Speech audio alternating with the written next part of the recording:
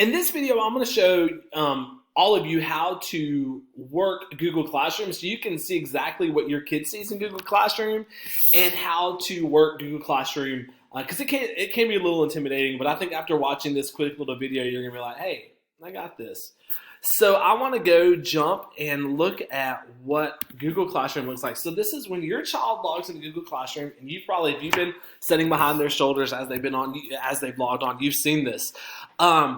Right here is where in the stream section, this is where you're going to see my daily message. And my daily message is going to look something very similar to this.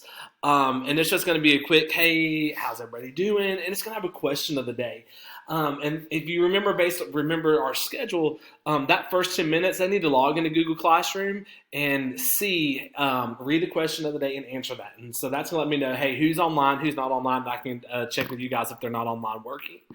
Another tab, probably the most important tab that we're going to see is our classwork tab. And this tab's important. It breaks our assignments down completely differently. And to me, it's much more organized for your child to see. The tabs are probably going to be labeled with the date and the day when you get in there. So Thursdays will say Thursday, April 9th. And then everything they need to do that day for Google Classroom is going to be under that link.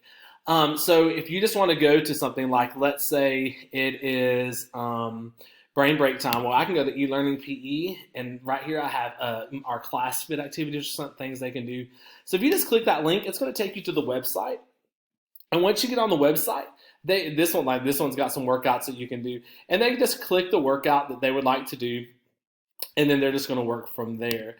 So that's what Google Classroom looks like. I'll do another tutorial how they're going to submit activities, and your child already knows how to do that, but I'll do one for you guys so you can see that on how we submit activities and assignments into Google Classroom for me to give feedback to your child.